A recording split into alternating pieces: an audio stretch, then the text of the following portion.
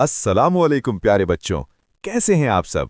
आज मैं आपके लिए एक ऐसी कहानी लेकर आया हूं जो ना सिर्फ बहुत दिलचस्प है बल्कि आपको एक बेहतरीन सबक भी सिखाएगी। आज की कहानी में हम देखेंगे कि किस तरह छोटी-छोटी नेकियां हमारी जिंदगी बदल देती हैं। तो चलिए तैयार हो जाइए एक जबरदस्त सफर के लिए। कहानी का उन्वान, नेकी का बदला। किसी खूबसूरत गांव में दो दोस्त रहते थे जिनके नाम अली और हमजा थे। दोनों बहुत मेहनती और रहमदिल थे। एक दिन वो स्कूल से घर वापस आ रहे थे कि उन्होंने देखा कि एक बूढ़े दादाजान सड़क के किनारे बैठे परेशान हैं।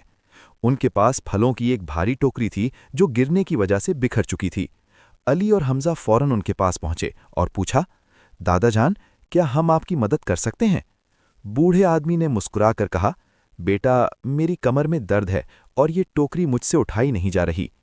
दोनों दोस्तों ने मिलकर तमाम फल इकट्ठे किए और टोकरी को संभाल कर दादाजान के घर तक पहुंचाया। घर पहुंचकर दादाजान ने उनका शुक्रिया अदा किया और उन्हें ढेर सारी दुआएं दीं। उस वक्त अली और हमजा के दिल को जो सुकून मिला वो बयान से बाहर था। अगले दिन उन्होंने देखा कि एक छोटी सी चिड़िया घोंसले से नीचे गिर गई है और उड़ नहीं पा रही। हमजा ने नरमी से उसे उठाया और अली की मदद से उसे वापस दरख्त पर उसके घोंसले में रख दिया। थोड़ी ही देर में चिड़िया की माँ आई और खुशी से चहचहाने लगी, जैसे वो उनका शुक्रिया अदा कर रही हो। इसी तरह वो रोजाना किसी न किसी की मदद करने लगे। कभी किसी अंधे शख्स को सड़क पार करवाते तो कभी प्यासे जानवरों के लिए पानी का प्याला भरकर रखते। एक शाम जब वो पार्क में खेल रहे थे तो उन्हें एक बटवा मिला जिसमें प्याफी रकम और कुछ जरूरी कागजात थे। उन्होंने इधर उधर देखा तो एक साहब बहुत परेशान हाल में कुछ ढूंढ रहे थे। अली और हमजा ने वो बटवा उनके हवाले कर दिया।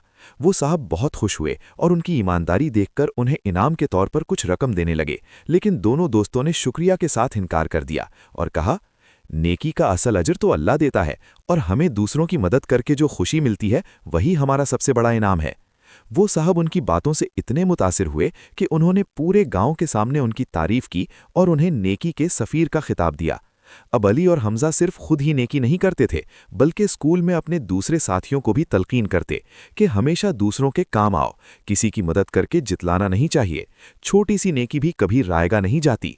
गांव के तमाम बच्चे उनके साथ मिलकर अब नेकी के कामों में बढ़ चढ़कर हिस्सा लेने लगे, जिससे पूरा गांव एक मिसाली जगह बन गया। बच्चों, क्या आपने आज किसी की मदद की?